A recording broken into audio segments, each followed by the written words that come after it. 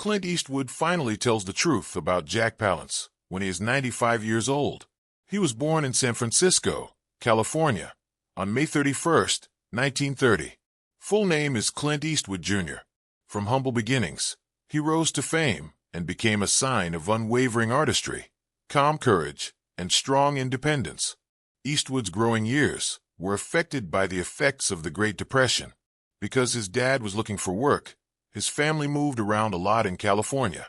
Clint had a simple childhood, but he showed early promise as a tall, athletic young man with a unique look. He went to a lot of different places, such as Oakland Technical High School, where he liked music and mechanics, but not acting yet. Eastwood worked as a lifeguard, a lumberjack, and in other blue-collar jobs after high school before being forced into the U.S. Army during the Korean War. Because of what he went through during this time, he developed his movie characters' quiet discipline and stoic reality. Eastwood almost became an actress by accident. His first step after leaving the military was to move to Los Angeles and join the drama school at Los Angeles City College. The person who worked at Universal Studios saw him and gave him a screen test. Eastwood worked hard to improve his skills and learn everything he could about the business, even though his early accomplishments were small and often went unnoticed. In the late 1950s, he became famous for playing Rowdy Yates on the TV Western Rawhide. The 8-season show was a big hit, and Eastwood became a well-known name in American houses. However, he wanted more difficult parts that would let him play characters with more depth and help him let go of the friendly, eager character of Yates. Ernesto Leone, an Italian director, gave him that chance by putting him in A Fistful of Dollars, 1964, For a Few Dollars More, 1965, and The Good, the Bad, and the Ugly, 1966. These three movies are called the Dollars Trilogy of spaghetti westerns. Because of these movies, Eastwood's Man with No Name became one of the most famous characters in movie history. These movies also changed the western genre in a big way. With few words and sharp eyes, Eastwood played a mysterious and alluring figure who didn't know what was right or wrong. Through working with Leone, he changed not only his career path, but also the way movies are made today. After the show, his simple style and natural charm made him popular all over the world. In the 1970s, Eastwood made a big change by moving from playing to directing, which was a brave and unusual move. As the rough and tough Detective Harry Callahan in Dirty Harry, 1971, he became famous as a symbol of American roughness and anti-establishment grit. People really liked the movie, and it led to several sequels and the famous line, "Go ahead, make my day." But Eastwood was becoming a more creative director behind the scenes. It was a surprise to see how creatively deep and sensitive his early movies, like High Plains Drifter, 1973, and Play Misty for Me, 1971, were. He was interested in how flawed people are, moral dilemmas, and the vague areas of justice. In his work, he often came back to these topics. As Eastwood's work went on, he started to try out different movies and stories. In the 1976 movie, The Outlaw Josie Wales, he played a former Confederate soldier who turned bad. He kept his usual calm while showing slight signs of emotion. Many people liked the movie, and it's one of his most popular works. During the 1980s, he kept improving his directing skills with movies like Bronco Billy, 1980, Honky Tonk Man, 1982, and Pale Rider, 1985, which showed how good he was becoming as a storyteller and artist. But it wasn't until the 1990s that he became an artist that will last. Eastwood's best, Unforgiven, came out in 1992. It was a dark and thoughtful Western. It won 4 Academy Awards, including Best Picture and Best Director for Eastwood. He became one of the best directors of all time because his life's work showed how violence, sorrow, and redemption can be fixed. In spite of his age, Eastwood did not slow down. His next works, like Mystic River, 2003, Million Dollar Baby, 2004, and Gran Torino, 2008, showed that he was still growing as an artist who wasn't afraid to deal with death, morality, and time passing. He won 2 more Oscars for Best Picture and Best Director for Million Dollar Baby, which showed that he could make movies that were both artistically restrained and emotionally powerful. It was one of his most moving roles, as the stereotypical rough-and-tumble but kind man who asks for forgiveness in Gran Torino. Eastwood was the mayor of Carmel by the Sea, California, from 1986 to 1988. He is also a director. This shows that he wants to be known for more than just movies and cares about helping people. Clint Eastwood's personal life has been just as interesting and complicated as his famous movies.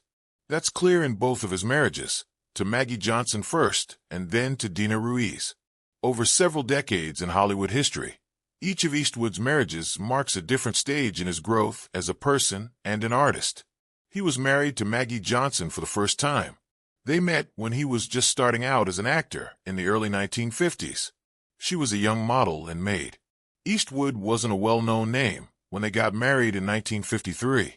He was still having a hard time as a performer. He was doing strange jobs and small parts in B-movies to try to get famous. He had to learn how to handle the unsure early stages of his job, and Maggie was there for him emotionally and practically during those years. In the late 1950s and early 1960s, she saw him go from being a little-known contract actor at Universal Pictures to being the big star of Rawhide on TV. Later, she saw his rise to fame as a movie star whose movies, like Hang 'Em High and the Dollars Trilogy, changed the Western genre. Eastwood and Johnson had a strange connection, even though they were married for more than 30 years. Their relationship went through a lot of ups and downs as Eastwood's business grew and his personal life got harder. Eastwood was known for how hard he worked and how he didn't like to set up routines at home.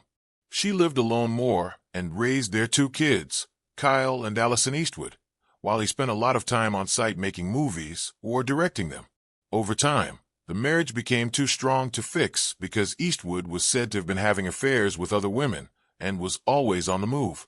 Even though they were formally married until 1984, they had been living separate lives for a long time. But it's impossible to overstate how important Johnson was in Eastwood's early life. His rise to fame depended on how hard she worked and how committed she was.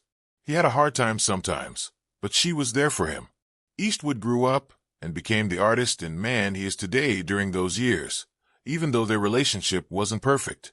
Many people were shocked when Eastwood got married for the second time after being single for more than 10 years. She is a reporter and TV news show about 35 years younger than him. This time, it was to Dina Ruiz. Eastwood and Ruiz first talked in 1993, when Ruiz talked about his movie Unforgiven. The movie Eastwood made would go on to win 2 Academy Awards and become known as one of the best movies ever. When they got married in 1996, it was the start of a new part of Eastwood's personal life that was full of surprises, like how tender and grown-up they were. They felt a deep connection right away. Together with Ruiz, Eastwood seemed to find the peace and friendship he had been looking for a long time. Eastwood was mayor of Carmel, California, where they lived in the late 1980s. Morgan Eastwood was born in 1996, and she is their daughter. Ruiz's calm personality and experience as a reporter seemed to go well with Eastwood's serious personality and desire to be creative. The entertainment media talked a lot about their relationship, which started when they were both more famous. Ruiz gave fans a unique look into the private lives of one of Hollywood's most private stars on the reality show Mrs. Eastwood and Company, 2012. Fans were able to see into their home life. However, as time went on, people of different ages, personalities, and ways of life started to show up. Eastwood, who was in his 80s at the time, stayed very focused on his job as a director and continued to make big movies, while Ruiz wanted to spend more time with his family and do more personal things. After being together for almost 20 years, the couple's marriage slowly got worse, and in 2014, they filed for divorce. Even though he is 95 years old, Clint Eastwood is still very insightful and kind. A person whose work and life have been marked by honesty, determination, and a strong sense of right and wrong. Eastwood has recently talked about working with Jack Palance, who plays one of the most mysterious figures in great movies. Many things about his life in Hollywood he hadn't said in decades. A lot of people in the movie business feared and admired Palance for the memorable parts he played and how tough he was. To be honest, Eastwood has never talked about their friendship, the time they spent together on set, or how he really feels about the actor who plays the scary character. Eastwood began, "When I met Jack for the first time, I didn't know what to expect. People thought he was tough as nails, not reliable, and always ready to go against the plan if he thought something wasn't right. However, once you got past that scary front, you found a man who was very serious about his work." Eastwood definitely admires Pallant's hard work. Both men used to be players before they started using special effects and other studio tricks. Their success relied on having pure talent, being honest, and being there. Eastwood thought that Pallant's best exhibited those traits. Eastwood talked about an early meeting that changed his life and stuck with him. When Jack walked into a room, everything stopped. You could feel his excitement right away. He didn't need to talk. During the 1950s, he told me on set, "Kid, never fake fear.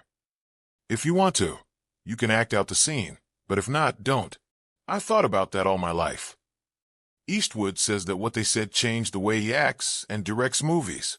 Pallant expected himself and others to be honest and sincere about how they felt, which was a lot like how Eastwood was changing as a director. Eastwood had a lot of respect for Pallant, but he also knew that working with him could be hard. He said, "Jack had this unpredictable edge. Every day was different when it came to which him you would see. He was sometimes funny and nice. He would sometimes look at you like he was about to fight. His mood swings, on the other hand, made him a great TV personality. You can't fake that kind of energy." Eastwood says that Pallant's enthusiasm wasn't a show or an act at all. He was like that all day. As Eastwood grew up and became one of Hollywood's most famous directors, he thought about the lessons he had learned from people like Pallant. "Jack taught me something important," he said in a low voice. "In this business, you need a little mystery to stay alive. Besides that, I liked how he never tried to fit in with the Hollywood scene. He didn't want to be liked. He wanted things to be real." That fact had a big effect on Eastwood. Stoicism, freedom, and relying on oneself have been important parts of his public image for a long time. In addition, Eastwood busted some myths about Pallant's tough image. Someone said he was tough to work with, but it wasn't true. Jack wouldn't put up with any nonsense. He would know if you weren't ready for work if you didn't. He told everyone to aim for excellence, just like he did. It didn't bother him if that made him tough. Eastwood says that this shared work ethic made the bond between two guys stronger because they valued each other and put discipline ahead of ego. After thinking about it, Eastwood is privately glad that he met someone as scary as Pallant. In his mind, he thought, Jack was one of the last of a dying breed. He walked like he was from a different era, when actors didn't just play good guys and bad guys, they were them. He can thrill, scare, and make you feel things all in the same scene. I don't think there will be another one like him. Clint Eastwood has had a long and interesting life, and his thoughts on Jack Pallant are no longer just those of one man. A time period is ending. Eastwood said, "Hollywood used to be full of guys like Jack. The men really did have stories to tell. They didn't have to act tough because they were tough. He didn't need to be brave. He was. That made me happy. Hold on to that." People know Eastwood for being honest, rough, and strong in a quiet way. What he said about Pallant shows something very special to him. This man isn't really as tough as he seems. He knows about and respects the tough people who came before him. "If Jack were here today," Eastwood said, "I'd tell him I learned a lot from just watching him. Being honest is hard in this line of work, but he told me it was important.